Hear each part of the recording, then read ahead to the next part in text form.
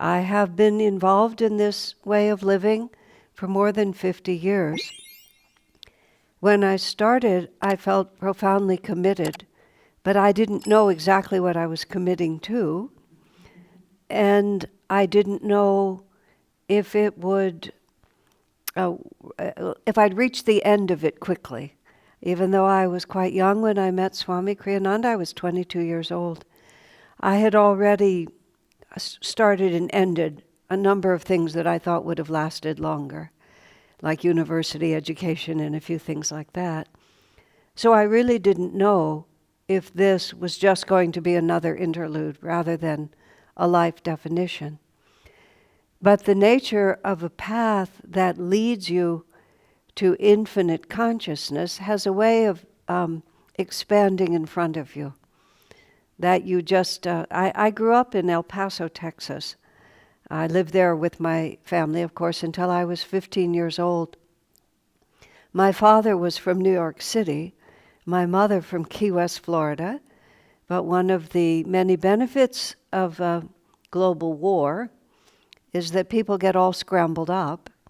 So he went from New York, courtesy of the U.S. government, down to Florida, found my mother in a whirlwind romance, took her away to her great joy, from the small town she thought she'd be trapped in forever.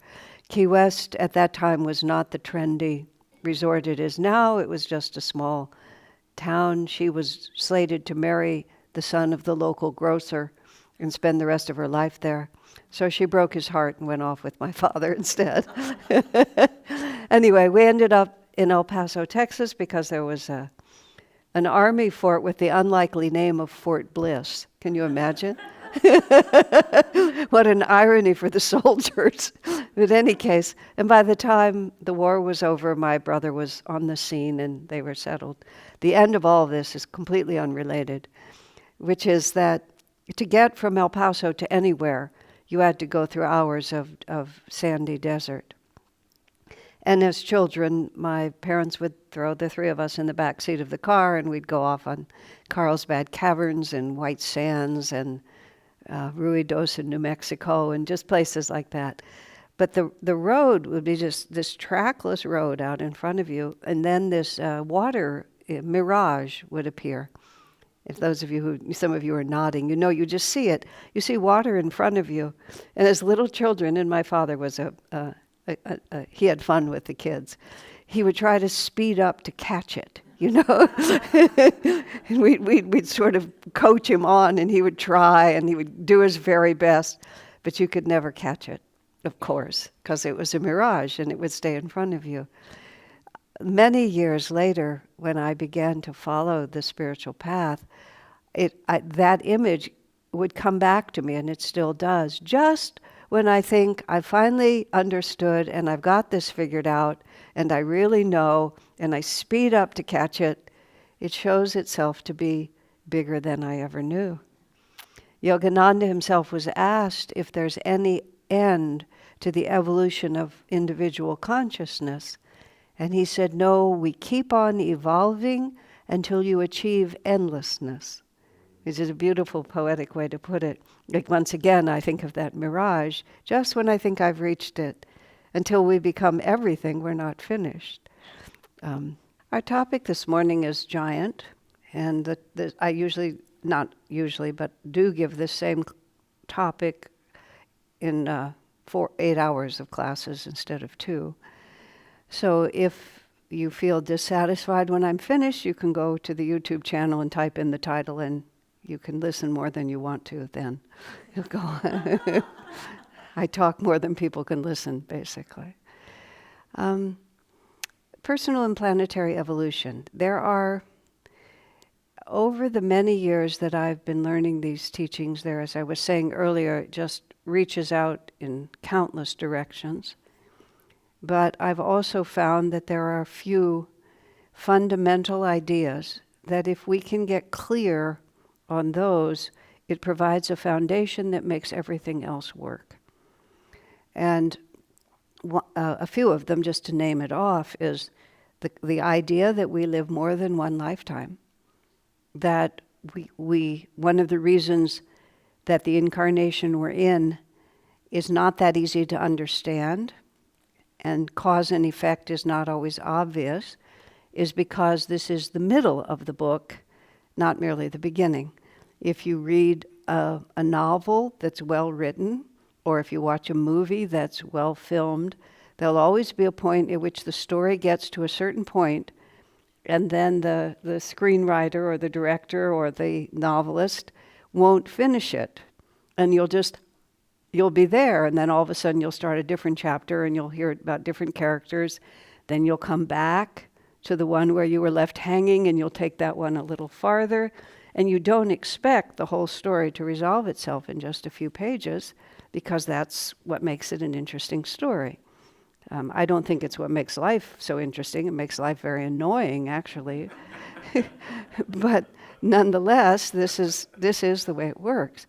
So when little children are gradually learning to read and becoming more and more adept, it's a rite of passage when a child begins to read what we call chapter books, instead of a book that is finished from the front to the back cover in just a few pages. Chapter books, that's a real accomplishment. And our lives are not like the little ones that you read to the 3-year-old. They're big chapter books. But each of our incarnations is one of these chapters that tends to end as a cliffhanger, because so much is unresolved that remains to be resolved later. And you can see that.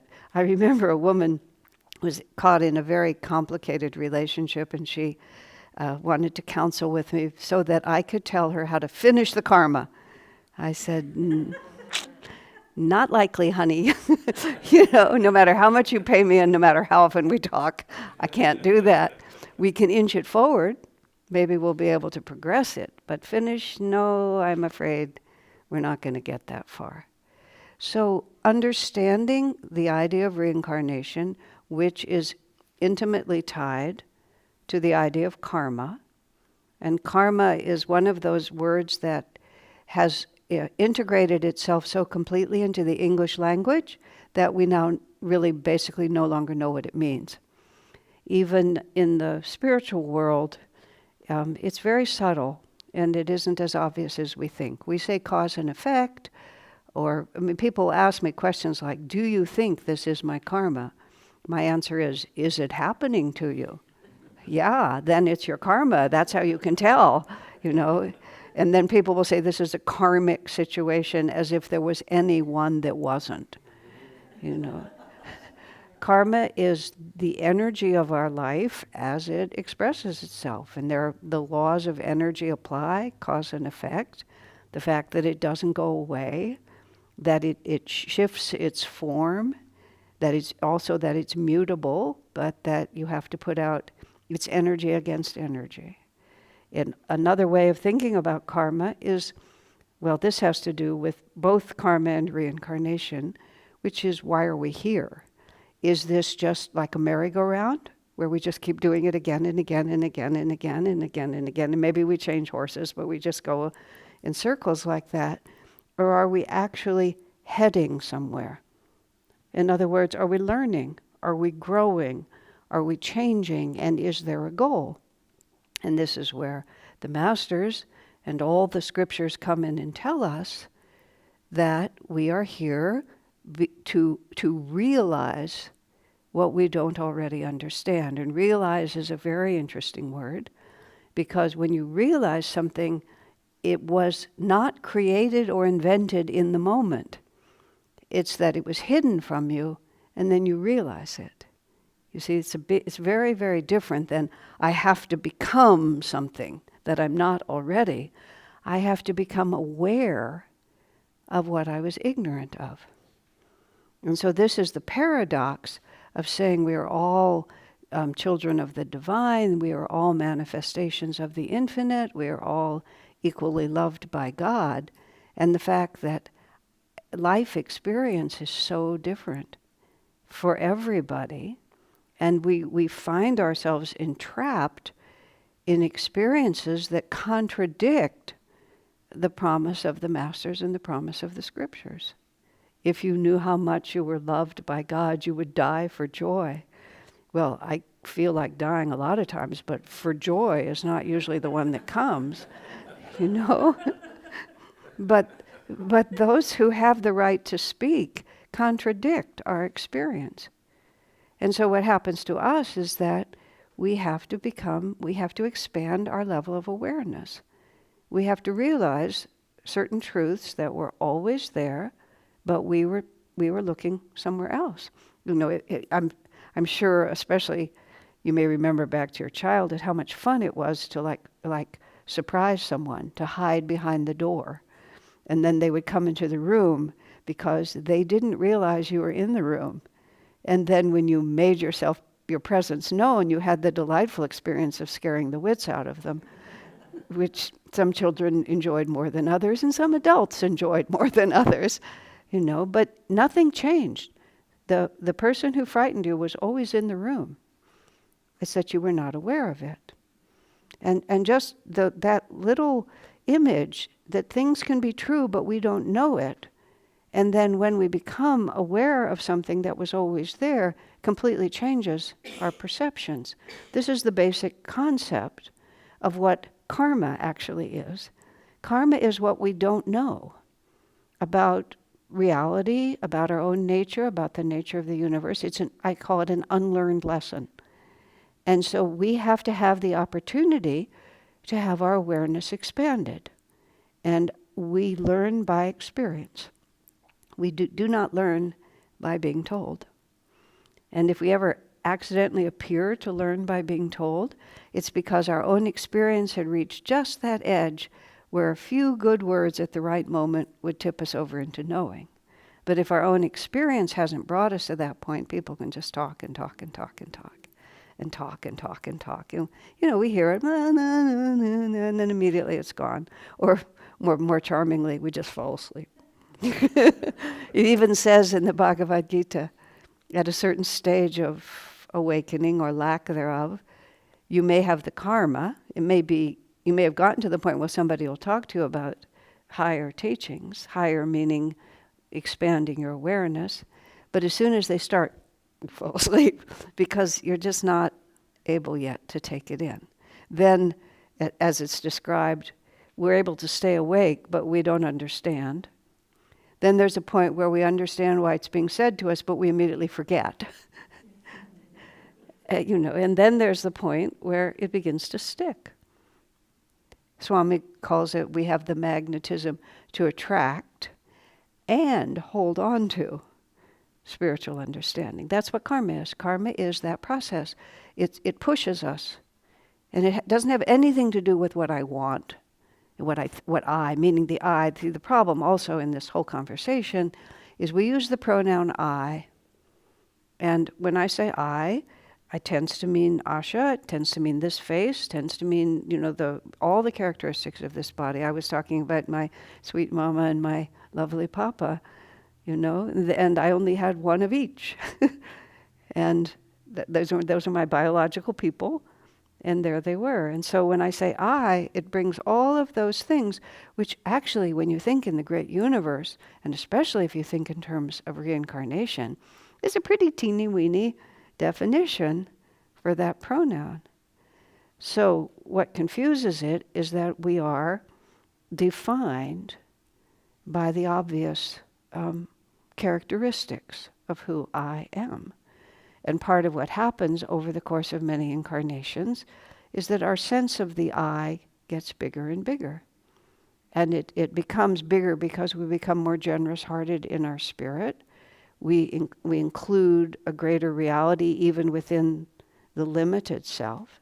But also we gradually begin to see that this defined limited expression is a manifestation of a greater reality.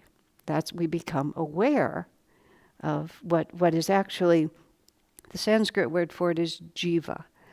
And there's the English word, the closest English word is the word soul. But the word soul is very imprecise in English, where the word jiva is very exact. Jiva is that unique individuality which is the animating force of the life I'm living and every incarnation that I'm in. When this body dies, consciousness does not go away. We withdraw into the non-material world, the astral world, which is the energy world, but the sense of I, meaning my point of view, you still have your point of view.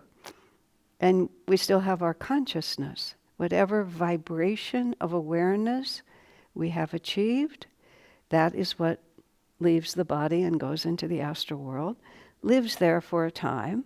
This is the reincarnation part. Then there are unlearned lessons, and this is where the chakras come in. So I was talking about karma, reincarnation, and the chakras. Chakras are the energy centers that run through the center of the body. There's many, many, many ways that people talk and work with it, so I'm just giving you one piece of it. And it's the energy body from which the material body is manifested in keeping with it. And each of the chakras represents a certain vibration of consciousness, and every thought, action, and feeling that you have stays with you as a vibration of energy because we are identified with it. And the rotating thought, this is me, this is mine, these are my experiences. Let me think, I, my, me, mine, what Dambar was just saying. So it stays with us and it registers.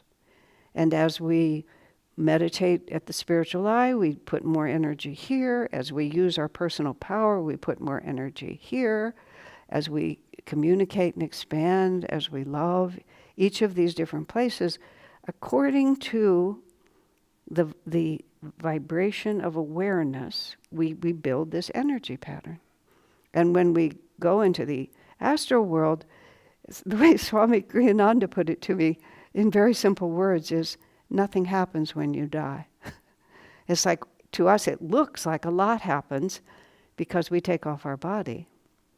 But when I go home later today, and this evening, I won't sleep in this dress. I have a very comfortable pair of pajamas, and I'll take off this dress and I'll put on my pajamas. And there will be no crisis involved in that. You know, I won't have, even though I wear this dress often, and if you see me often, you'll see it often. I wear this dress because I like it, it's comfortable. But there's still no crisis when I take it off to put on my pajamas because I wear it. I am not defined by it. But because we live in each body, generally speaking, for a longish period of time, and we take it through lots of experiences and we have it grow, the sense that this is me, it's very difficult to resist that. So when it comes time to take it off, we have this thought that, will I still be here? What will I be when I'm not wearing this body? Now, the comedy of it is we've had thousands of bodies, millions of bodies, actually. A dear friend of mine died of cancer. She was very devoted to the spiritual path, and she was a very strong-minded woman, extremely so. And in the last week of her life, well, I'll tell you two stories that are fun about her. She knew she was dying. She was totally accepting of it. And one of my friends was visiting her. And you know how, sometimes you say the dumbest things. And she looked at her and says, your hair looks really cute like that. And it's like, this woman's a week away from being cremated. And, she says, your hair looks really nice like that. And she said, I'm going to be the cutest little corpse you ever saw.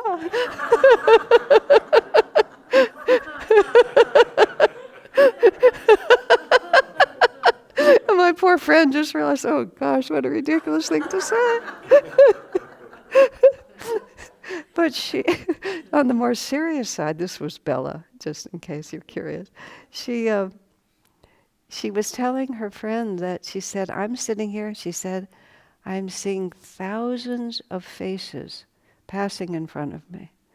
And I realized that every one of them was mine. She said, and seeing all those faces, she was a very advanced soul. She said, seeing all those faces, she says, it's hard for me to be afraid to lose this one. That's what I mean about you're still yourself, you know where you are, but you've learned, you've had the karma to have the experience to learn that maybe it's not, to become aware of something else, right? So So it is. So Swamiji was saying to me, nothing happens when you die, in the sense that that which I am, my consciousness does not cease. It simply moves into an atmosphere that we actually, a country, so to speak, the astral world, a place we're really quite familiar with. But most people, when they assume a physical body, those more subtle perceptions are taken away from us. This is God's plan. If he asked me, I would suggest a different one, but he has never he has never given me decision making in this. So I can have opinions, but I have zero influence. So I have no idea why it's this way, but here we are. It doesn't really matter. We can protest all we want, but the fact of the matter is when it's all over, we're still stuck here. And so we need to just figure out what the rules are and how to play the game. And with a little bit of faith that, as the masters tell us, that it'll all be okay in the end. But we go into that astral world, and seemingly we see all our friends and loved ones. Apparently we have as many friends and loved ones on that side as we do on this side. Yogananda made the extraordinary statement that what is, the celebration of birth in the material world is a funeral in the astral world. And when you have a funeral in the material world, you have a welcome home party in the astral world. And this is why people who have these death and return experiences, or even a lot of the experiences people have when they're leaving this world, if they're conscious enough to talk about it or to see it, they begin to live in both worlds. Oh, Mama, my beloved mother who died 25 years ago, there she is again to greet me. Now that doesn't mean, just by the way, that she hasn't reincarnated somewhere else. It means that the jiva has a much more expanded consciousness than just this body. So Mama might already be somewhere else, but that the consciousness can reform and be with you. Much more is going on than we know. We don't realize it. It's happening around us, but we don't realize it. So we hang out in the astral world for a while, and the chakras have made a record of everything we've learned or haven't learned. And so it holds the perfect pattern of what we need, what we know, and then what we need to learn. And so there's much that we can learn in the astral world, but many of our lessons are related to having physical bodies and can only be learned in the context of physical bodies, in these physical relationships with everything that implies, which is huge. So we get to be in the astral world for as long as it's beneficial to us. See, this whole system is designed for one purpose. This is the personal evolution part of it, is that we need to grow from believing ourselves to be limited and material to understanding that we are infinite and we are nothing but spirit. And, sitting in this room, it's because we've begun to understand this, but sitting in this room means that we haven't finished. We still have lessons to learn, which is we still have some karma that we have to work out. And working out karma just means to have those experiences which catalyze reactions within us, which awaken us to possibilities we never considered. A person may, just to think about something, a person may think, if I could just have my perfect little home, design it just the way I want it, have it hopefully be on one of the lakes here.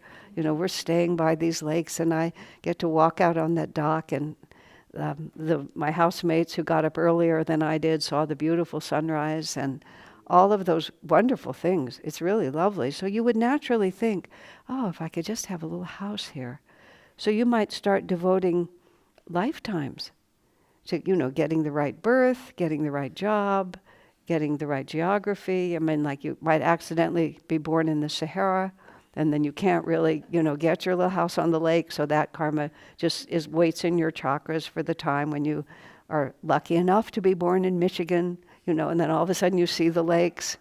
And then you get it absolutely set. And then, of course, there's an electrical misconnection in the house, and the house burns to the ground. Just before you got the insurance, right? And this is karma, right? This is karma that happens because perfect happiness will not be found in anything that is ephemeral in the material world. So we get to learn something. Maybe we don't recover right away. Maybe we spend the next 4 lifetimes being bitter until we finally get ourselves together enough to get the lake house again. This time the pipes break and it floods, you know. Or we get to live a whole happy life in that beautiful home. Because Swamiji also said very effectively, we learn from being disappointed. We do learn from being disappointed. But we learn more from being fulfilled, which is very interesting, because if you're disappointed, you will still think, if I could just get it, then I will be happy. So where we really learn is when we actually get what we want. Because eventually you do. You have to do all of this. As long as there is an oscillation of any kind, which is that I am not aware that God is taking care of me exactly as He should, and everything is just what I want because it's what God sent to me. Very high standard. This is a very high standard to reach, as long as there's an oscillation of longing or regret, is how Swami put it. We have to come back and try it again. But when you finally get what you think will make you happy, and this is a very important point, it will make you happy. And it is beautiful. That little house on the lake where you got to raise your children and then take care of your grandchildren and take them out on the pontoon boat, just all of these, all of these parts. I would love to go out on the pontoon boat, The whole story is just glorious. It really is glorious. But at the end, it's not enough, because we were made for more. So it's extremely important on the spiritual path not to denigrate the material world, because to be against it is also, it's God's creation. It's His way of doing it. You're rejecting the divine plan if you denigrate it. It's beautiful, and it isn't, because even if it happens to work, the heart is restless still. This is how St. Augustine put it. Our hearts were made for Thee alone, and we are restless until we find our rest in Thee. And so once we drink the cup of whatever it is we long for to the bottom, and then say, that was wonderful, but I'm still a little thirsty. And then we start not rejecting, but we start expanding. We start expanding around it. So this still remains, but we see that it isn't big enough to be everything. And then we begin to add the divine into it. And especially right now, and this is the other half, the planetary part of the evolution, this is a time when we're trying to spiritualize everything rather than to cut the world into pieces. But I'll come to that in just a moment. But this is what we're working with. So we're in the astral world, and we're, enjoying astral energy. And for people who have a refined consciousness, the astral worlds are quite pleasant, because among other things, this world, people of all different levels of consciousness are all higgly-piggly together, and some of them are presidents and prime ministers, and, just people whose vibrations we're not all in tune with each other. And there's genuinely evil people mixed up with good people, and it's not as much fun as the astral world is, where the vibrations are homogeneous. And so you just get to be with your kindred spirits. Now, of course, if you have dark consciousness, that's where the idea of hell comes from. Is because you go into the vibration that's your vibration. There's a very, most death and return stories are beautiful, but not all death and return experiences are beautiful. And there's a few books and stories around. One very interesting story, he was a man who was an academic. He was a professor at some notable university, and he made his career on being cynical and anti-God, anti-religious, and you can do that if you're smart. And he made this kind of whole thing, and he was very well known for all his cynicism, and students who came into his classes who had a modicum of hope and faith, he was very careful to make sure that he destroyed it. This is the times we live in. And then he died. He didn't stay dead, but he was dead long enough. And he went into a world where there was no hope and no faith. And he became aware of all the damage he had done and how much hurt he had inflicted on people by his arrogant cynicism. And so when he came back, first of all, he had seen the fact that his cynicism was not based on reality, that there was in fact realms way beyond this one. And he so regretted, longing and regret, Swamiji told me, is what causes us to reincarnate. He so regretted his behavior that he immediately started changing everything. He lost his career. He lost all the respect. He withdrew his own books. It's just like he lost his marriage because he lost everything with it, but he counted the cost as nothing because he'd had that experience and he'd learned. Isn't that an interesting one? And in the astral world, though, if we're refined, we go into very refined places. And these are the stories about heaven. And you go to the kind of astral world that suits you. You may have that little house by the lake. You just get to sit and drink tea in the sunshine for a while until your own restlessness of these unresolved issues suddenly pulls you back into this world. If you're very, very materialistic and can't even imagine a world without a physical body, Yogananda said you never wake up in the astral world. He said the whole astral world is sort of like, he put it, a gray dream, because you cannot relate to a reality that isn't material. And you don't really, he said you rest, but you can't really progress or learn anything. So you don't wake up until you find yourself in a baby's body again. Woo, look at me, I'm here again. I can eat, I can feel, I can scream, all the things you can do. For some, Yogananda said, when you get back, the actual moment of incarnation, if, in the Ananda world, friends of mine, when the birth would come, they'd have one person there who would notice the exact time for the sake of the horoscope. The moment of birth is actually when the baby takes the first breath, because that's when the incarnation begins. And there's anxiety sometimes if the baby doesn't breathe right away until the baby takes the first breath. And Yogananda said the reason the baby cries is because the baby also realizes, oh my God, I'm here again. Here I am again, like this. And beautifully, the last thing that happens when you die is you exhale. Yeah, that just the final exhalation. And just interestingly, at death, I've had the privilege of being present on several occasions, and sometimes the death vigil has this amazing part to it.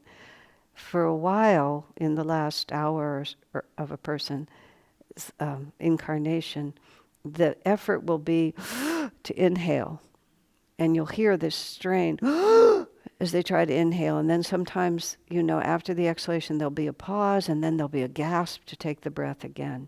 But there's often, at a certain point, the force becomes on the exhalation. And the inhalation is smaller, and then they're pushing the air out. And if you're there, if you hear that, you know that the end is very close. When I was with my father, my sister went away just to her home, which was nearby. And my father transitioned like that right at that, and I phoned her. I said, you have to get back here right now. And she came back, and it was so within half an hour, because all of a sudden he was trying to get out instead of trying to stay in, like that. You see, it's so beautiful when we're not afraid of it, And of course, if somebody you loves leaves, it breaks your heart. What can you say? When Yogananda, his most advanced woman disciple was, he called her Sister Gyanamata, she was called. And she died. After she died, and she'd been her body had been unwell for many years. And when she died, Master said he saw her merge into the infinite light. He saw her, dancing on waves of bliss. So there was no misunderstanding about what death was or what her death was. And yet, he gave her funeral, he conducted her funeral, and then he wept because he said, Yogananda and sister will never walk hand in hand on this earth again. So simultaneously, he saw the freedom and the divinity, and he understood. This is why it takes us so long, you see. The drama is so complicated and the story is so confusing. So there it is. That's what we're working with. We're in the astral world and we get restless. Our karma pushes us. We need to get on with the story. Or else we're just not content there anymore. Where is the pizza? You know? It's like, where is my sweetheart? Or you look down and you say, oh, the one I really wanted to marry, who my neighbor got him first. He's incarnated now. I better get down there and get with him. Just whatever it might be. Something that you want. Or they're building that little house by the lake, and those people are going to have a baby. And then, womb, all of a sudden we're in the womb because we're going to get back into our little house on the lake. This is my favorite, perhaps my favorite all time. Yogananda said that if someone in the astral world who's ready to be born sees a couple that they want to be born to, that soul will project erotic thoughts into the room to create the opportunity.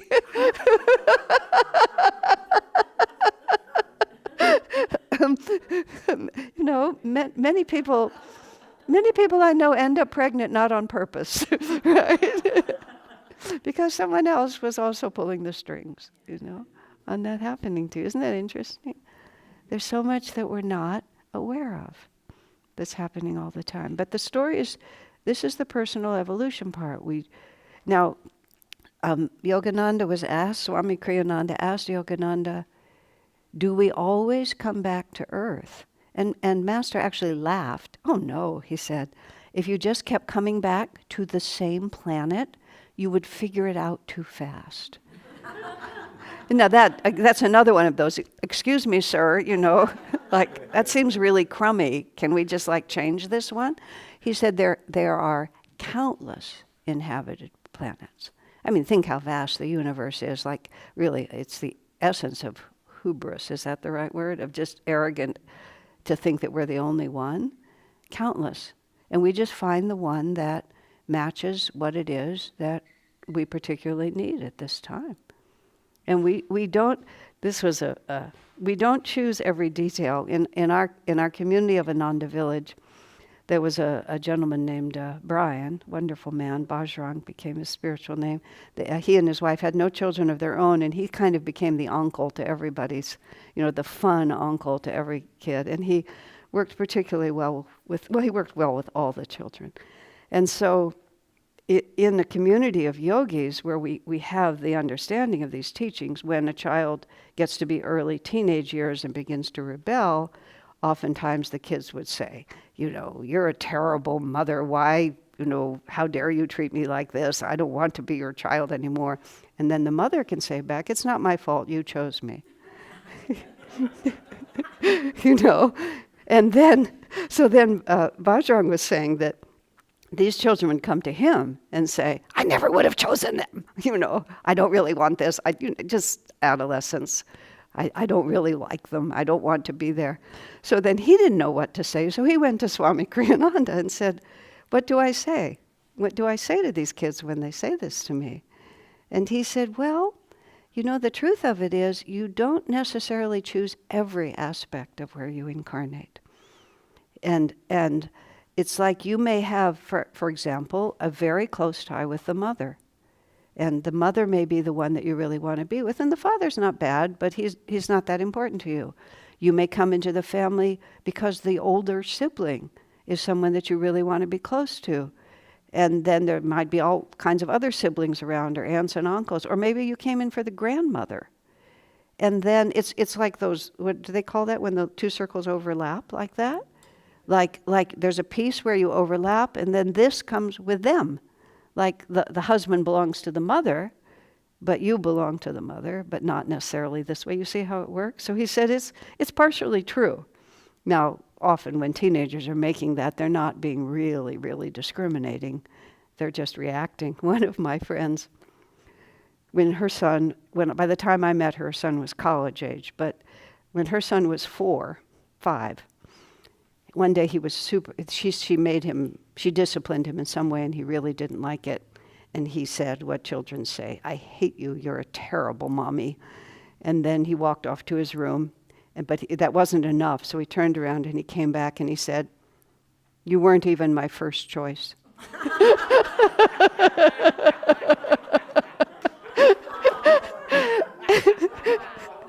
She knew nothing about these teachings at that time, but she said, "Really, honey, who was your first choice?" He answered, "A lady in the Philippines, but she was taken." So then all these years later, she hears me talking about this. And another thing that Master said at one point was that when the sperm and ovum come together, there's a flash of light in the astral world. And those souls who are ready to incarnate, who are in tune with that light, rush, he said. And he made it seem like, like it was the opening of a big sale and they open the door and everybody rushes in like that. He said, rush in, and sometimes more than one make it in and you end up with multiple births. But it also sounds like there's a bit of a competition. So I have no idea about that, but that's what he said. So when she heard me say that, she started laughing. She said her son has this characteristic, now, that he would become very determined to do something, but just before he'd do it, he would stop and hesitate. So she can imagine, he saw that lady in the Philippines. He started heading to incarnate, but then just stopped for a minute. Somebody got in ahead of him. Okay. But you see how much fun it gets? And honestly, how much more sense it makes out of life, doesn't it? When you just take the picture and make it much bigger. And is there any end to our ability to understand it from a completely different perspective? Every time we learn something critically important that we didn't know before, and we were totally unaware of it until we were aware of it, how much else is out there? You see, and that's what makes us stay committed. Well, this is as far as I know. What else is there? What else is there? This has changed my perspective so completely. What else is there? What else is there? So then we come to the planetary part of it. And before we're going to go into it in detail, we'll take a little break and a little music. But when we're in the astral world and it's time for us to incarnate, we start looking around for what is going to be a suitable place. What kind of parents, what kind of culture, what kind of lessons. There's all these jokes about the different nationalities and what they're like. The Swami often told this joke about different people were assigned had the assignment to write stories about. Let me just say it right. An essay about an elephant, right? And everybody wrote a different one. The Germans wrote about the use of elephants in war. The Englishman wrote about the aristocratic nature of the elephant. The French wrote about the lovemaking habits of the elephant. And the Americans wrote about how to make bigger and better elephants. But this is just a joke about how different cultures are going to bring different things out of you. So depending on what it is that your next series of lessons are, and bear in mind you don't get all your lessons at the same time. You can't get your little house on the lake when you're living in the Sahara. You have to wait. Nor can you drown in the ocean if you have karma to drown in the ocean when you're living in the Sahara. And so you just take pieces of it, whatever's up at that point, to work out. So you have to find a family and a culture and all those things. Almost all of us are influenced by those. Only a few are strong enough to just be themselves no matter where they are. But we look around, and we look around at what's going on the planets. Because there's other cycles that are also working that are the planetary cycle, where we are obviously on this earth, we're in a huge changing cycle right now. And so we came because this changing cycle is the right time for us to be here. We could have been born onto a planet that was having a wholly other experience where things were very stable or things were disintegrating in a dark way rather than a new age rising, which is what we're in. So we survey it, and the choice is exactly what is needed for us. There are no mistakes. There's no. It's not a file system. It's energy, and energy has magnetism, and we're drawn to where we're drawn. So I'm going to leave you on a cliffhanger, and we're going to turn the page. As I said when I first started, there's so much material to cover that we don't have a chance. And I know that you all want to ask questions. So I'm going to just give on the planetary part, I'm going to give you a teaser, just give you an idea of that. Then we can go to questions, and I don't think we won't turn into pumpkins at noon, so we can stretch the time a little bit longer if we need to. The other part of the story, all I've been talking about is just the process of how we ourselves expand and grow. There's also another drama that's going on in the cosmos, which is that the planet that we live in has a kind of mass karma that is playing itself out. And there's a few sort of key things that are the teachings of Yogananda that I learned through Swamiji. And I say that I am persuaded that the source of these teachings is absolutely reliable, and that it comes from realization and not merely from somebody making a good guess out of the evidence that they have. I have no need to defend that. I'm just saying that when I start talking about some of the things I talk about, it's what I have come to believe is true. It's not my own realization. And these days, on these subjects, there are so many people teaching, and there's so many different ways. Almost always, from the perspective of what I've learned, I can see how it fits together. But I haven't made a deep study only of this path. So having said that, in Autobiography of a Yogi, which is the primary textbook that Yogananda wrote and published at the end of his life, he came to the U.S. in 1920. He published that book in 1946, and he died in 1952. So the majority of his life was before that book was published, which is actually interesting, because there's a lot that's a bit far out in that book, to put it mildly. But mostly he kind of prepared the soil almost for its publication. And it was popular when it was published, but not like it has become in the years since. When these great masters come into the world, it doesn't finish in the course of their lifetime. I mean, the most classic example that we know most strongly in the West is the life of Christ. It's like he was a big nothing at the time that he was there, except for those who had eyes to see and ears to hear. And everything that we know about history at that period of time is significant insofar as it related to the life of Jesus. Everybody else has been forgotten. But he was just crucified and died, and then there was this rumor that he was resurrected. And he had 12 disciples, and it wasn't much, because the kind of change, real change, it's a huge edifice, and it's wave. It's the tide coming in. And so it doesn't come in all in one giant wave. It comes in, it recedes, it comes in, it recedes, and it gradually makes this influence. And then over time, the teachings of these masters moves from revelation to religion.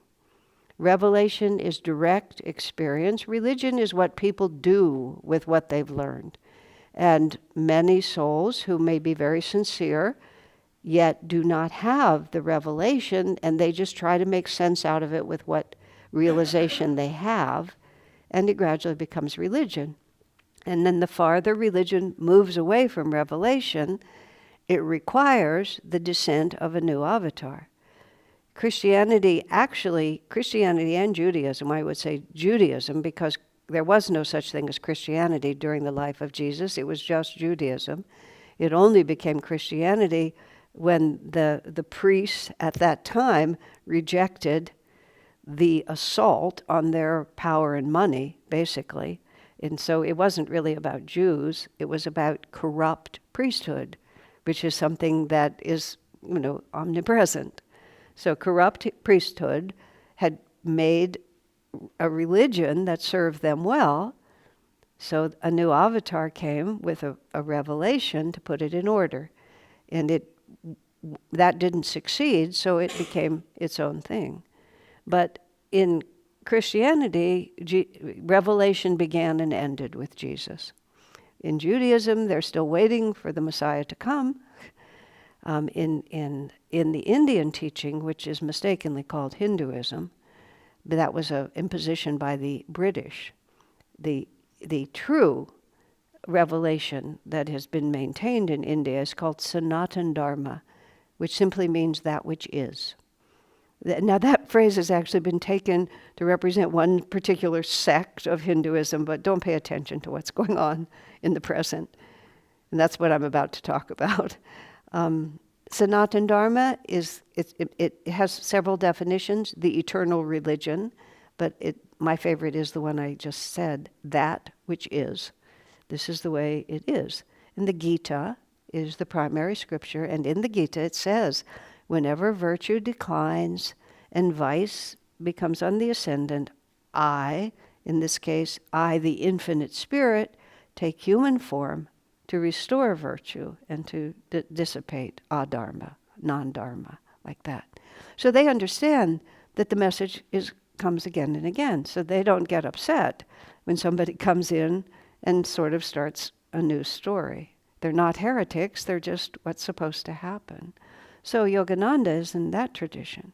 Yogananda came, he said, to return original Christianity and original teachings of Jesus and the original teachings of Krishna, and show that they're the same teaching, East and West united.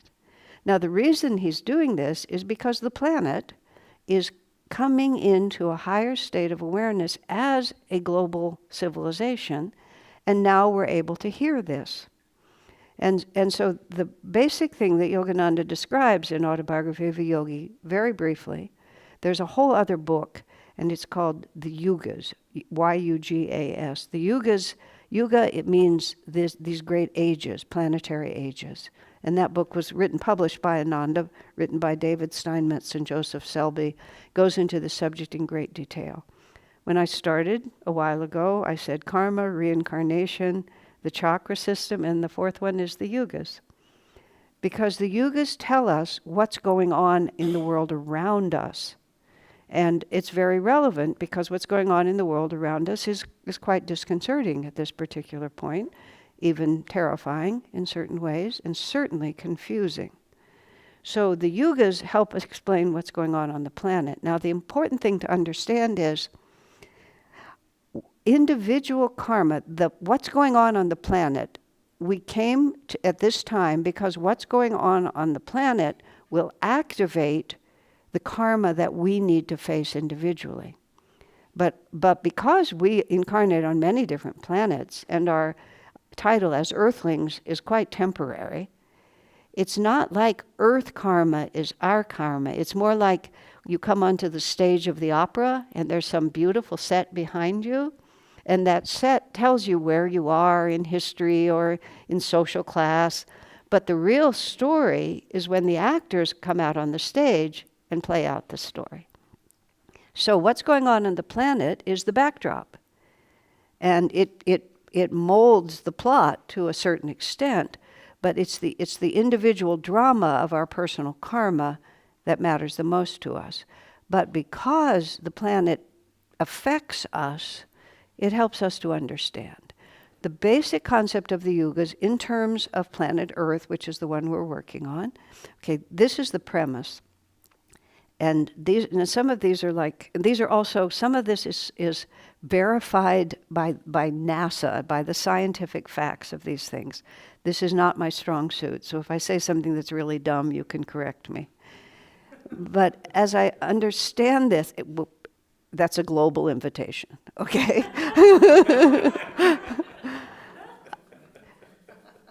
that every galaxy has a center. The center of the galaxy emanates a great deal of energy. It's a measurable fact. This is astronomy. This is not astrology. This is astronomy. And our planet, and these are things that Sri Yukteswar and Yogananda said, our planet has a dual, and it makes us go in our sun, our solar system, keeps us in an elliptical orbit. And that elliptical orbit causes us to move closer, us meaning planet Earth and the whole solar system, closer and then farther away from the galactic center.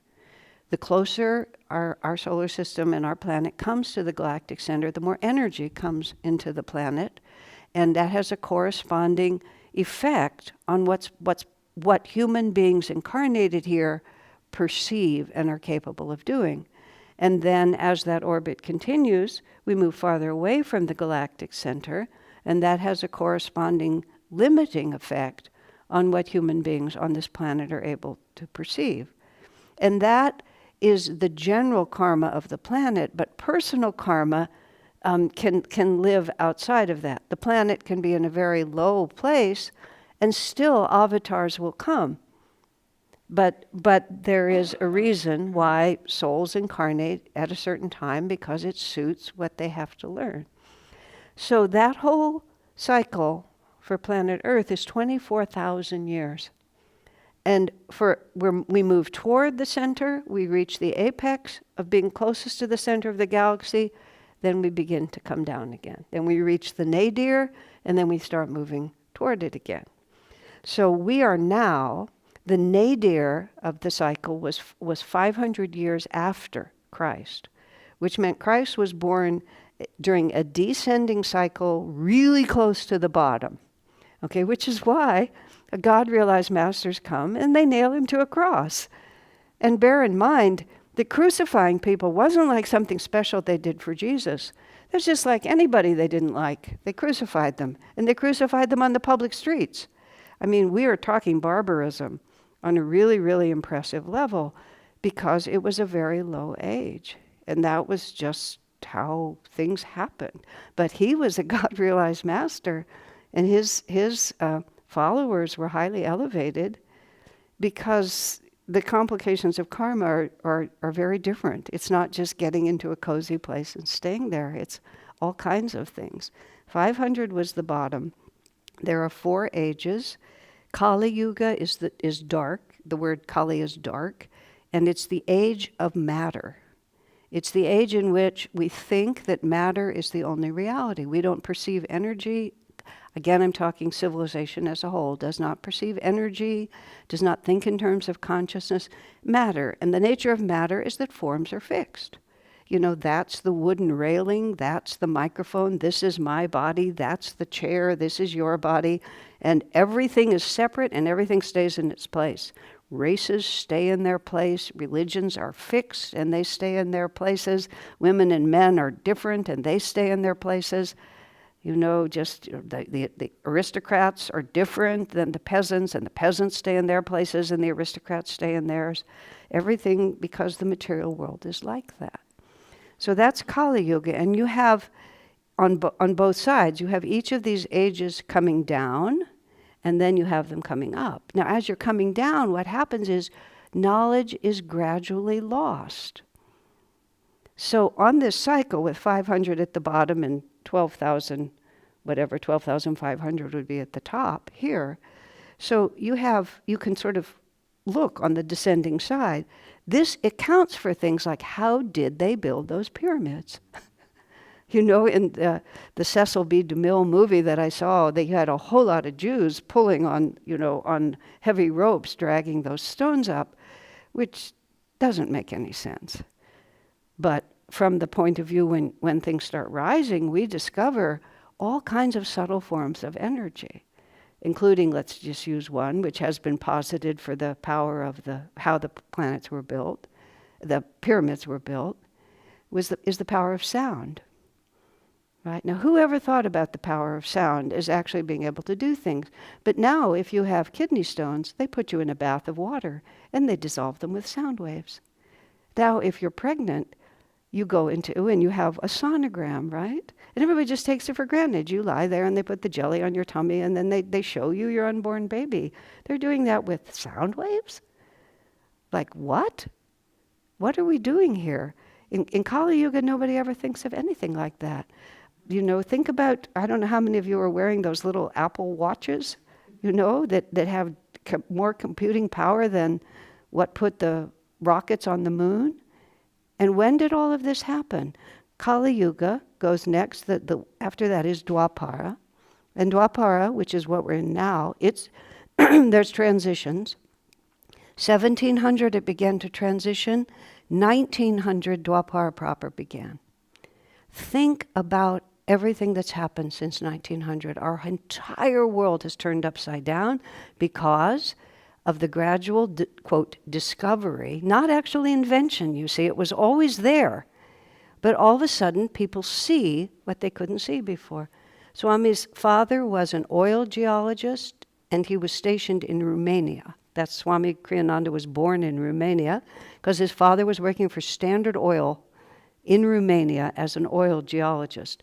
Oil had been bubbling out of the ground in Romania for hundreds and hundreds of years. And then all of a sudden, somebody knew what to do with it. It was just, they figured it out because this is the age of energy. Before that, you know, this is Detroit. Cars were always measured in terms of horsepower. Remember that? Does anybody have the foggiest idea how powerful one horse is? But at the time, they were trying to explain this engine, it has as much power as 3 horses. And everybody said, whoa, that's a lot of power, right? But you see, it's a joke to us now. But physical was all that was understood, and suddenly when it wasn't physical, it had to be related to something physical, because that's Kali Yuga, it's the material age.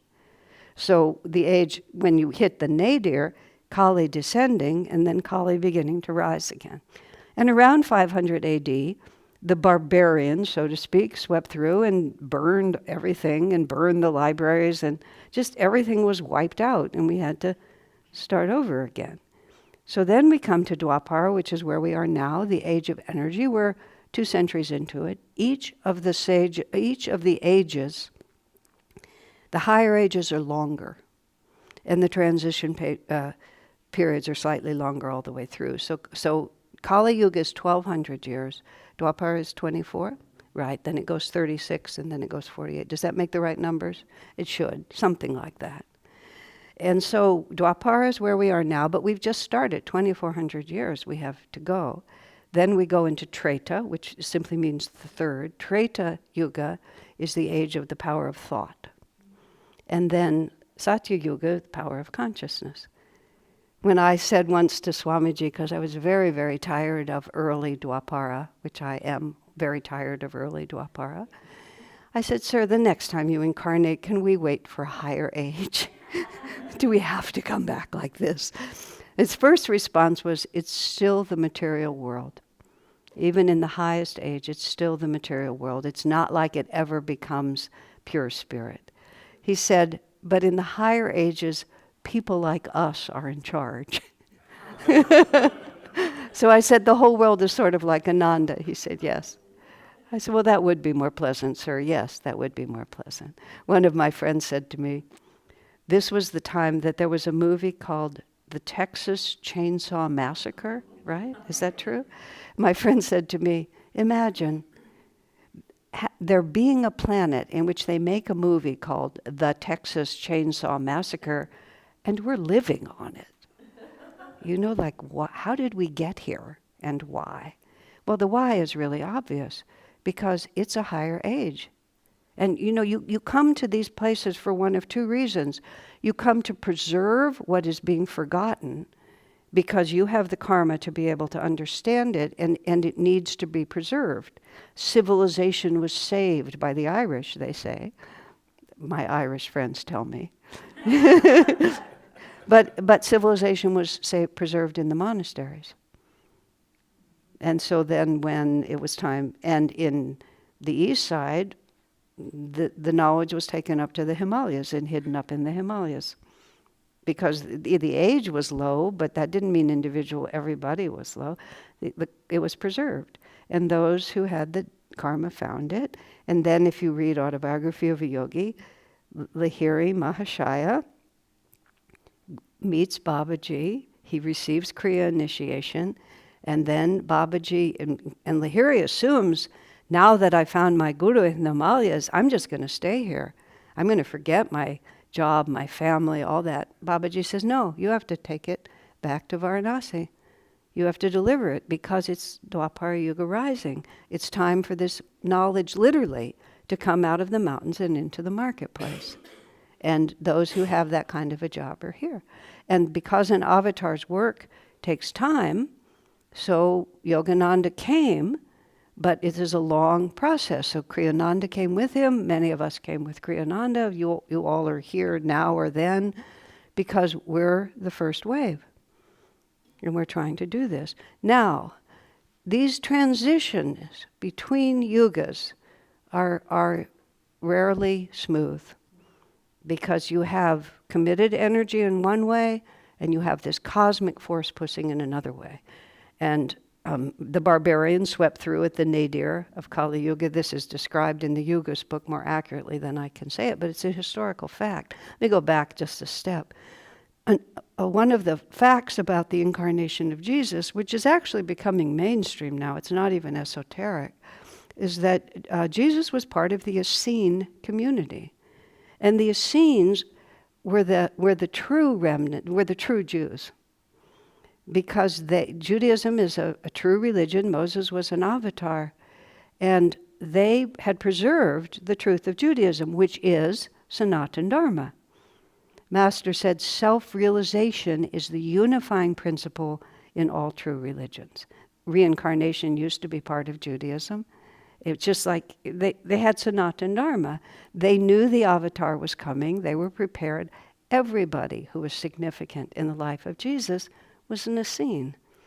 They were this is even not like my tour guide in Israel spoke of the Pharisees, the Sadducees, and the Essenes. There were three groups in society at that time, and it's just a known historical fact because they were the ones who were going to preserve it all the way through and give the context and give the support to what he was doing. They were us, basically, at that period of time for a different purpose. And so now we're on the upward side, and let's see, now it's the tumultuous shift. And the reason this is very important, and all of this is, I think it's fascinating, I hope you find it interesting, it makes sense out of what's going on right now, and it's a way to not be so frightened or worried, okay? We are having to extract our civilization from this Kali Yuga way of thinking. And there are a great many people. Now bear in mind, Divine Mother loves everybody just the same. And sometimes a mother, takes special care of her naughty children.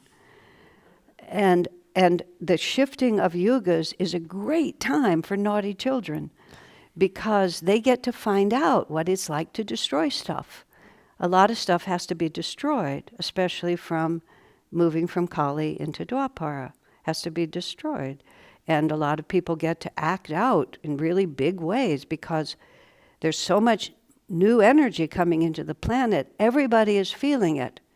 And those who are refined recognize that it's an upward moving energy, and those who are not are just taking for themselves on a level that is stunning. The amount of money, the amount of greed, the absolute indifference to other people's welfare, because they need to find out how happy that's going to make them. And Divine Mother wants them to learn just as much as she wants us to learn. They're learning different lessons, so they're getting their turns like that. And there are a whole lot of them, and right now they are the public power, and they have nuclear weapons. And they are determined that the future is going to look like the past. we are going to separate religions. We are going to separate races. We are going to have power because we're better than everyone else. And they are not going down easy. Right? And simultaneously, there is this extraordinary awakening going on. I've been, in this world for more than 50 years. When I first became a vegetarian, my relatives insisted I give a list of everything that I eat to a doctor to make sure that I wasn't going to die in the morning. Fortunately, it was the right doctor. He reviewed it, announced that I was going to outlive them all. It was, quote, the healthiest diet he'd ever seen. I was going to outlive everyone. Now, I was in London. You could just, pick up a ping pong ball, and everywhere you tossed it, you hit a vegan restaurant. Not just a vegetarian, but vegan. 50 years ago, are you kidding? Not a chance. And how did this happen? Nobody made laws. It's because the consciousness is changing. It's just becoming different. And that Walmart sells organic food. And this is my God bless America. If there's money in it, we'll do it. And if there's money in it, that means that people want it. And you just think about that. I was very pessimistic for a long time until I started traveling. All over the world, traveling what I've been doing lately, all over the world, vast numbers of people are receiving the energy in an upward moving way. There is so much light being channeled. And yeah, those other guys may cause us a whole lot of grief before it's over. But we're the future. This reality is the future. Will we live to see it? Will we be vaporized by one of those nuclear weapons? I really don't know. When someone was talking to Swami about the incredible destructive power of all of that, he said, well, in 100 years, almost no one living on the planet now is still going to be here. He said, whether we dribble out one by one over a century or all go to the astral world together, he said, when we go, it won't make any difference at all. Once you step out of your body, it just ceases to exist. It's just, that was interesting, and then you're just on to the next story. Now, we have children, we have grandchildren. I'm not really making light of any of this, but we chose to be here, and so did everyone who's here now. And here's another part of it, though, Master said. There is a purpose to this. And the purpose is that people have turned away from Sanatana Dharma. They've turned away from God, just vigorously, fiercely. And God is a bad word in English, in the sense it's not an effective word, because it doesn't mean anything until somebody defines it for you by theology. And so much of the theology is Kali Yuga. People would come to the meditation classes I would give, and they would say, well, I'm an atheist, I don't believe in God. Oh, I would say, tell me about the God you don't believe in. And most of the time, quite honestly, I would say, I don't either. That's a terrible idea. It's like we have to redefine this. It's our own awareness of our own greater reality and our experience of what that is. That's what we're doing here. And everything that manifests in 3 stages. You have thought, you have an idea, you put energy into that idea, and then finally it manifests. This building, somebody had the idea of building this. It wasn't here. And then somebody thought of it. We have lots of thoughts, but they don't manifest because we don't put energy into them. Somebody put energy into this one, which includes money. Put energy into it, and then we have a building, right? But the material is the last. So where we are right now is the thought is really shifting. A lot of people are putting a lot of energy into a new thought, but it's not our society yet. Now, I have some disappointing news. Dwapara is better than Kali, but it ain't that good either. There's war all through Dwapara Yuga. And as long as there can be war, you know that people are still crazy. Yeah. In fact, it goes even into Treta Yuga, but it gets a little, I don't know, supposedly it gets a little better. But it doesn't matter. We're just here. We're just tourists on this planet. And we're here. And now see, here's our karma. My gosh, this scares the living daylights out of me. Now, why am I afraid? Do I have faith in God? Do I trust that the karmic lessons that'll be given to me are appropriate? Do I think that whatever challenges I'm going to meet, I will be given the strength to overcome them? Or do I think that I'm just all alone, depending on my tiny little pea brain to figure it out? Why doesn't somebody do something to make them behave? None of these are who we're supposed to be. So coming to planet Earth during this transition, and we're still pretty comfortable here. I don't know whether what a lot of parts of the world are facing are going to really come to us. Yogananda was not optimistic. He thought the whole world, including our comfortable USA, is going to be affected. What am I supposed to learn? Why am I here?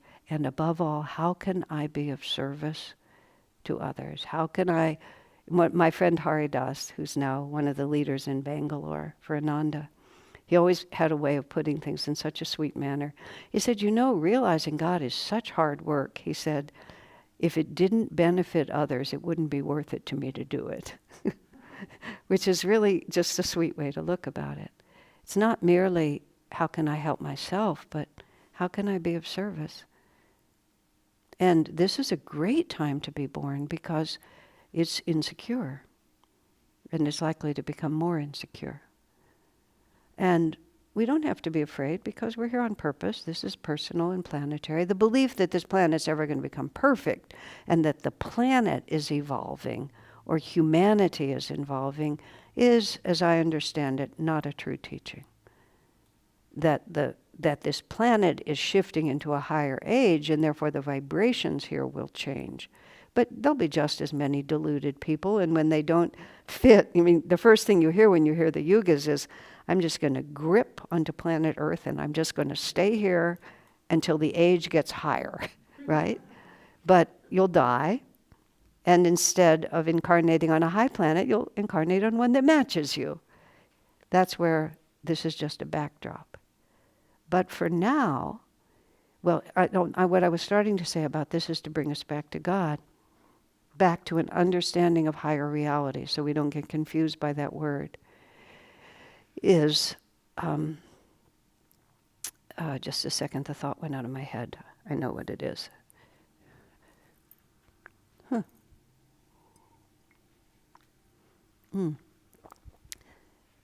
The only reason that karma comes to you is because there's something you have to learn that you don't yet understand. So the great difficulty that's coming to this planet is to wake up people who don't understand where their happiness really lies. That they're trying to find happiness in ways that are not going to work, and because Divine Mother loves us, she's going to wake them up to it. Just like a little kid who, I'm in the sandbox and some little kid takes my toy truck away, so I pick up the truck and I crack him over the head with it. And Mommy says later, honey, if that's how you keep playing, nobody will want to play with you. And you have to learn. And you think, no, I think I want my truck. And basically, Divine Mother's just teaching us like little kids in a sandbox. However, if we're already learning the lesson, we're not going to have to be pressured so hard to learn it. There's two ways that we go toward the light. One of them is, whoa, that light is so beautiful, and you rush toward it. And the other is you're just standing planted where you are and you catch fire from behind. And then you start running because this spot has become really uncomfortable. But if you're moving ahead of it, you never have to catch fire. And the way Yogananda put it, and he put it beautifully, those who love God will be protected. That's what he said. Swamiji said, how protected? But as far as I've been able to find out, he never explained in detail. But you can see it. If I'm already looking and asking the question, how can I love more? How can I serve? Then I don't have to be forced to think like that. Whereas those who are desperately trying to just get for themselves have a really hard lesson to learn. I can't predict the future. I don't know the fate of all of us. But this is why Yogananda brought up the subject in the first place, and why Swami Kriyananda talked about it continually. And it starts making sense. Everything starts making sense. Instead of just being random, you say, oh, look, there's a plan here. Somebody with a brain is in charge. And this is also true about all the other things I object to. All of the masters say, oh, when you have a greater state of realization, you'll see that it all was just as it should have been. Really? Okay. Permit me to doubt until I reach that. But I also can't deny it. If everything, with Swami Kriyananda over the years, it's like many things he said, I couldn't accept them. I either couldn't comprehend them or I couldn't accept them. But I also couldn't reject them because so much that I could test or had experienced had proven true that I just couldn't draw a line somewhere. Well, he knows all that, but this area is wrong. Same with Yogananda. So I just have to say, well, if they say so, I have to at least take it seriously, even if I just put it on the shelf for the moment.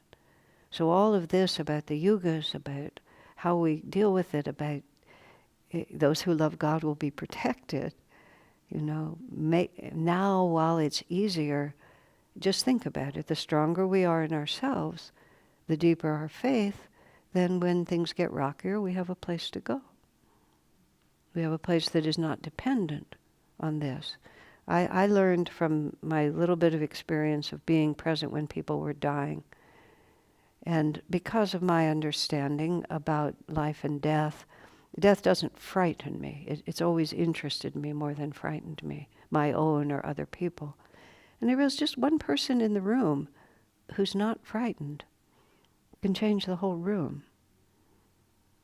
And so the more deeply we can be centered in our faith in God, then we can influence the whole room. And for the people that you love, or even people, total strangers, think what a gift that would be. Is that worth cultivating? Oh, yes, for countless reasons. All right, having taken more time than I expected, but there you have it. Do we have any questions? Yes, right away. Subject that interests me greatly. When you were talking about reincarnation and the jiva, I've heard Buddhists use that term too. Mm-hmm. And I know that one of the major differences between, for lack of a better way to express it, Buddhism and Hinduism, but I agree with you that it's all the Indian school of religions, but the Buddhists say there's no Atman, the Hindus say there is an Atman, and Atman is Brahman. And so how does jiva relate to Atman from that Indian school? Okay, let me try to parse that apart. First of all, what Buddhism says is not necessarily what the Buddha said. Buddha was, every avatar speaks from the same level of realization, because it's an infinite state and there can't be 2 or 3 infinities running around. But once the avatar takes an incarnation, he relates according to the needs of the time and according to the needs of his disciples. And without knowing a great deal about religious history, but this is how Swamiji has explained it. At the time that Buddha was there, incarnated, there was an unreasonable reliance on God to do it for you. And the correction that was necessary was for individuals to take personal responsibility for their own spiritual progress rather than rituals and rites and propitiating God to help them. So, as I understand it from Swamiji, what the Buddha said was God is not the issue. The issue is your practices and what you're doing with your consciousness. When the teachings of the Buddha went from being his revelation to religion, it became God is not the issue means that God is out of the picture. So it just gradually gets confused. So the question of Atman, let me try to get this right because I don't really know. The Atman is the unconditioned infinite that exists within us. It's the divine self.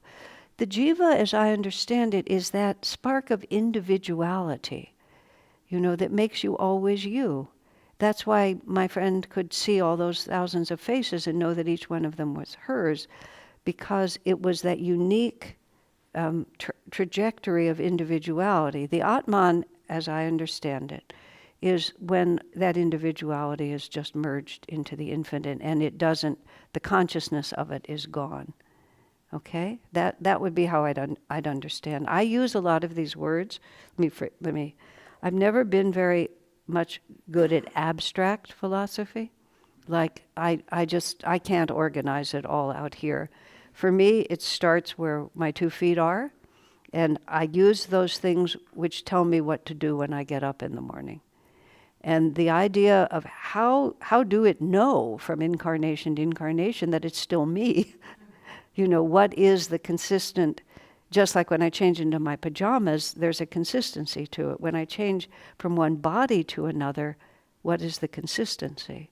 And my understanding is the jiva is that part of the infinite that's still the bubble floating in the midst of the sea. And then when I realize that I am the sea, then the awareness of that jiva would dissolve. But I am really making that up, and I hope it's true.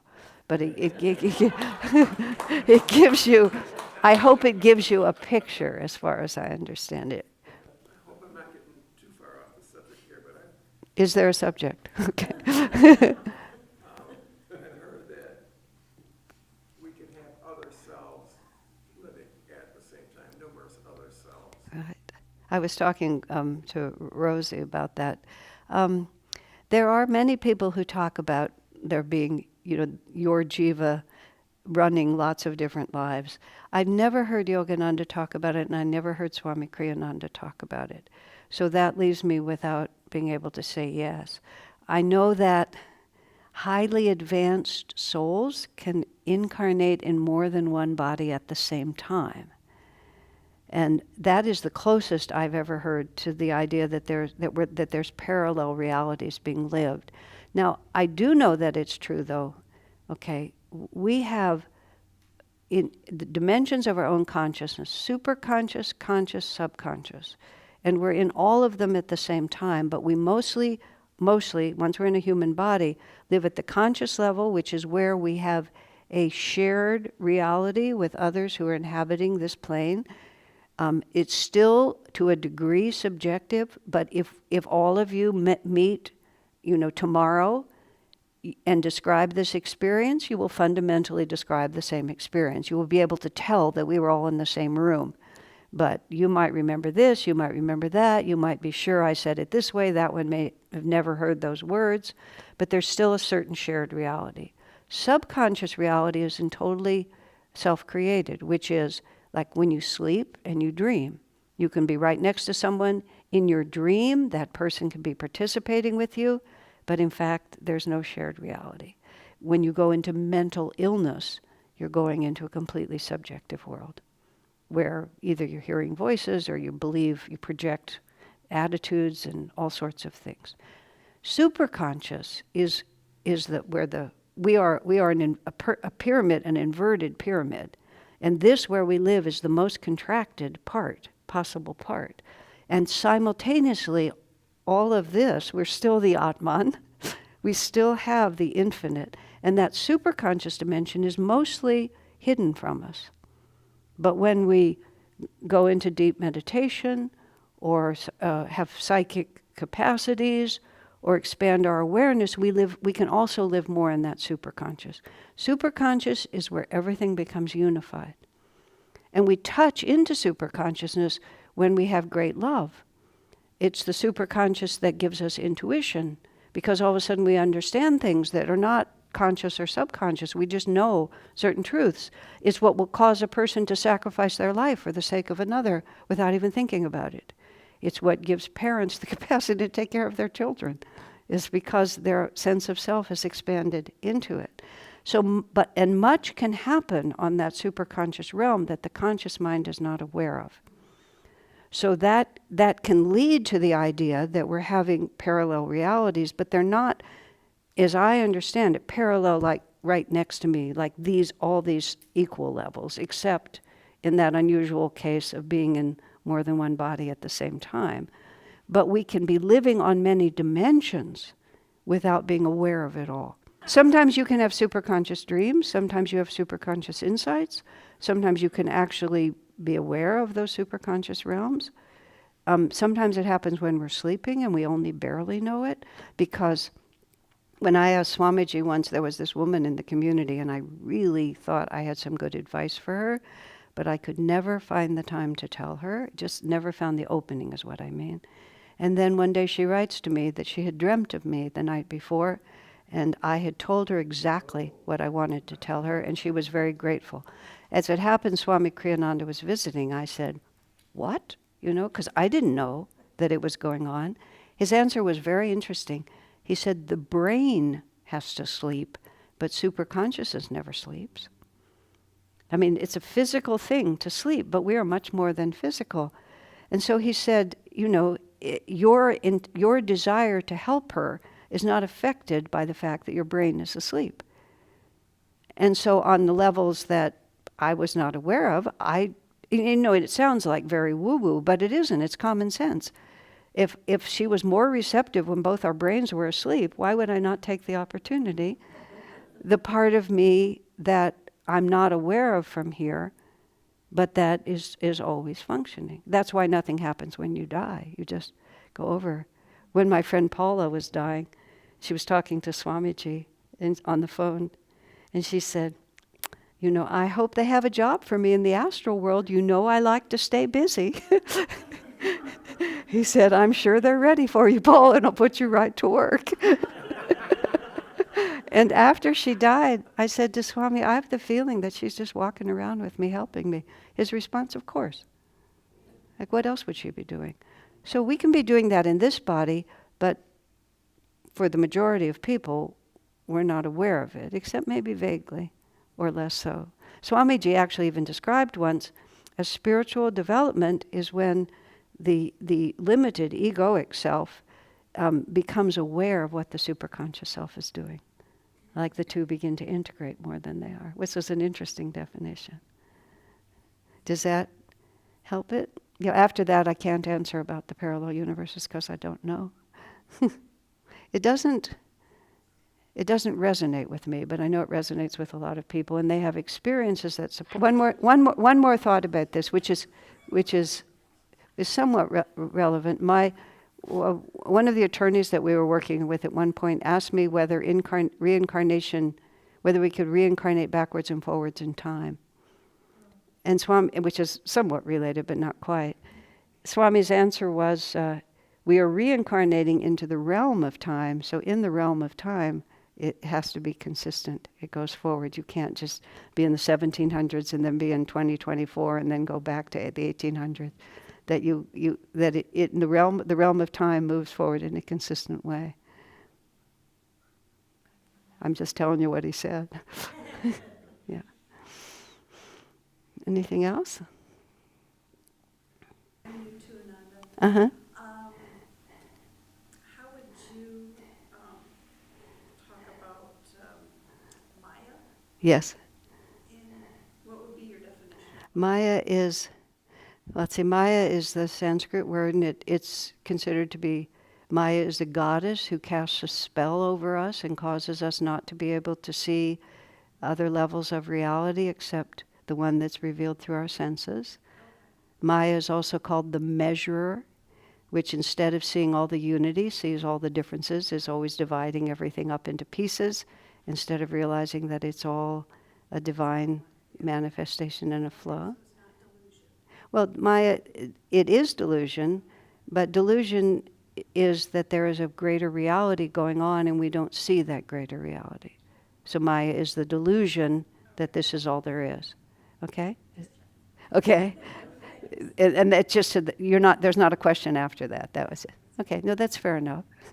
Okay? Now, sir, looks like you get another turn. Yeah, most Sunday mornings I go to an Episcopalian church. Mm-hmm. I'm a former Presbyterian pastor. Uh-huh. And I've taught mindfulness meditation and Christian meditation. I've taught Right. mindfulness meditation to PTSD vets and Christian meditation to my parishioners. Very good.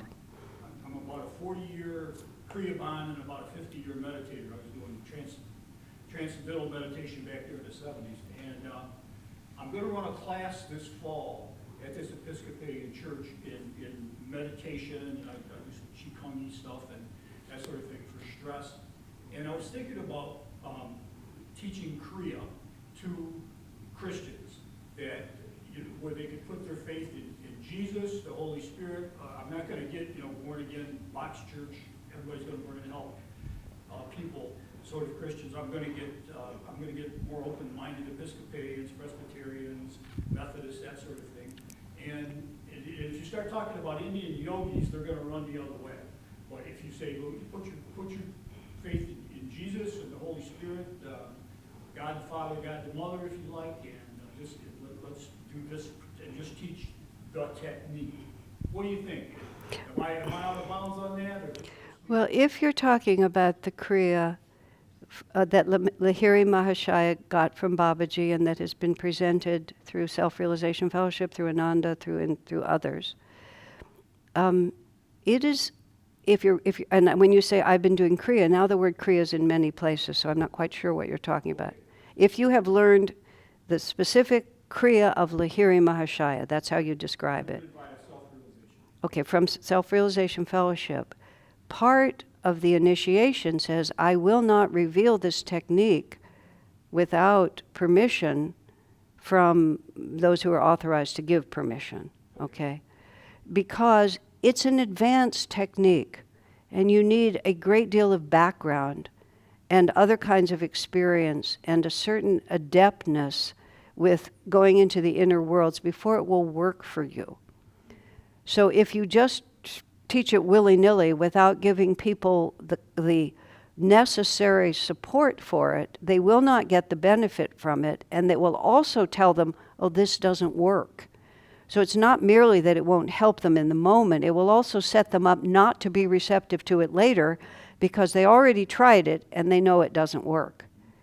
So there are many other things that you can teach which lead up to that actual initiation, and you can also do many things that lay the groundwork in case they become interested that they can go farther. But to teach Kriya per se would be contrary to the vow that I'm sure you took, and that vow is given for a very good reason. So in that sense, I would feel who your audience is. There's so many things you have to accept before Kriya actually works with you, and the Indian yogis are just part of it. I had two very good friends who were both Episcopal priests, and they had me lead one of their retreats once, so I understand what the context is here. And there's a great deal that you can do without going too far. And yes, have them love Jesus. I mean, Jesus in the middle of the altar, who cares? I'm gonna close with another silly story. Do you mind? Okay, I'm just going to say thank you very much. Okay. Accept that. Okay. When you took the stage, my third eye went. Okay. I will take that advice. So now I'll give you a silly story, and then we'll break for lunch. The January just before COVID hit, I was in Israel for several weeks, and I led two tours. We were going to keep leading them, but then COVID hit, and I've never gone back to it. One of them was the first one, the idea of it when I went to Israel earlier was we need to bring Indians over to Israel, take them on this pilgrimage, so that Israel, people who are on this path, so that they can understand Jesus better. Because I've said to Swami, we had to go all the way to the Himalayan masters, that Indians can come to Jesus. We can make that work. So that was set up, and then I realized that if I did a tour just for the Indians and didn't invite my brothers and sisters in California to come, they might not let me come home. So, so we did two of them. So the second one was with the Indian group, and it was about 30, 35 or 40, I don't remember, it was a good group. And one of the places we went was this wonderful cave on a cliffside where John the Baptist spent a great deal of time. And now there's a Franciscan convent, very small convent there. A number of priests live and so on.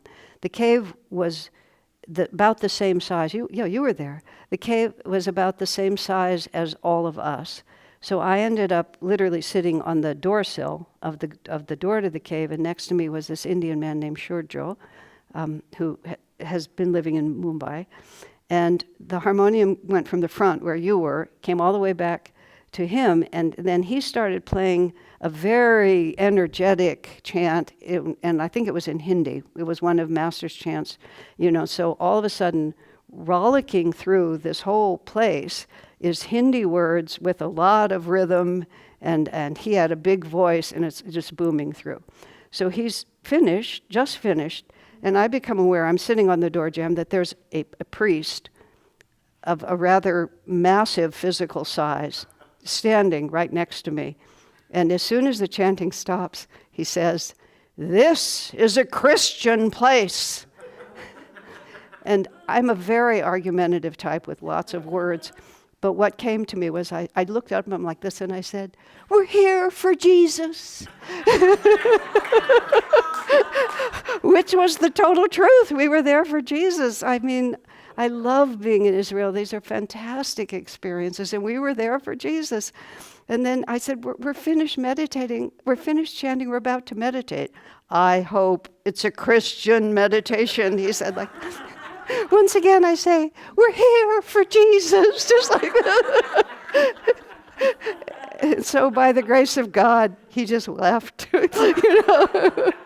So with that, it's time for lunch. Okay.